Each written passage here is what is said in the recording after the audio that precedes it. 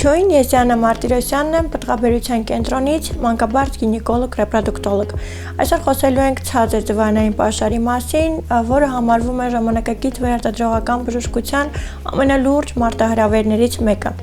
Նախ ինչ է ձվայնային պաշարը, կանայք ծնվում են որոշակի ձվաբջիջների քանակով, որոնք ժամանակի ընթացքում միմիայն նվազում են։ Ցածր ձվայնային պաշարը, երբ կանանց մոտ ձվայնային պաշարը սպասվածից ավելի քիչ է, որոնք են ցածր ձվայնային պաշարի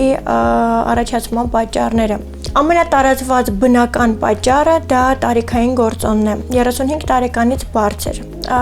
Պատճառներից են վիրահատական միջամտությունները ձվարանների վրա, էնդոմետրիոզը, ինչպես նաև գենետիկ հիվանդությունները, հաճախ X քրոմոսոմով պայմանավորված մուտացիաները, ինչպես նաև արտաքին գործոնները, ճառագայթային թերապիա, քիմիոթերապիա եւ այլն։ Ինչպես է ախտորոշվում, ցածր ձվայնային պաշար ունեցող կանանց մոտ հաճախ ախտանիշներ չեն լինում։ Միակ ախտանիշը կարող է լինել դաշտանային ցիկլի կարճացումը։ Ախտորոշման համար կարևոր է ստուգել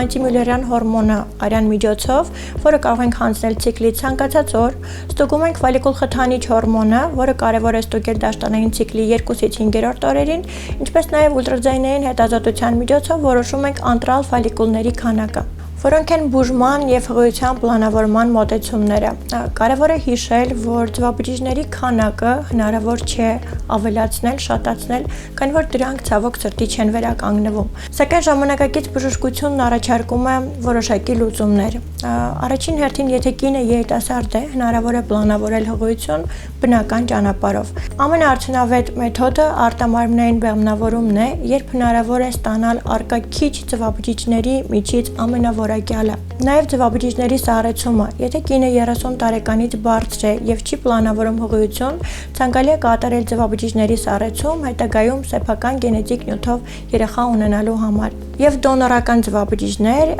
երբ որ հնարավոր չէ ստանալ սեփական ձվաբջիջներով առողջ սաղմ, կիրառվում են արդեն դոնորական ձվաբջիջներ։ Ձվաբջիջների սառեցում, եթե կինը 30 տարեկանից բարձր է և չի նախատեսում, չի պլանավորում հղիություն, ցանկալի է կատարել ձվաբջիջների սառեցում, եթե անտիմյուլերյան հորմոնի քանակը նկատում ենք, որ նվազում է։ Այս դեպքում մենք հնարավորություն կունենանք ապագայում սեփական գենետիկ նյութով երեխա ունենալ։ Պետք է նշեմ, որ ցածր ձվաբջիջի քանակը, անտիմյուլերյան հորմոնի ցածր մակարդակը դրանք քանակական ցուցանիշներ են, այլ ոչ թե որակական։ Այսինքն անգամ ցածր ձվայնային պաշարով երիտասարդ կինը կարող է հեշտությամբ հղիանալ եւ ունենալ առողջ երեխա։ Խորհուրդ եմ տալիս 30 տարեկանից հետո տարին մեկ անգամ ստուգել անտիմյուլերյան հորմոնի մակարդակը, ժամանակին կատարված ճիշտ ախտորոշումը հնարավորություն է տալիս կայացնել ճիշտ որոշումներ եւ խուսափել անպտղությունից։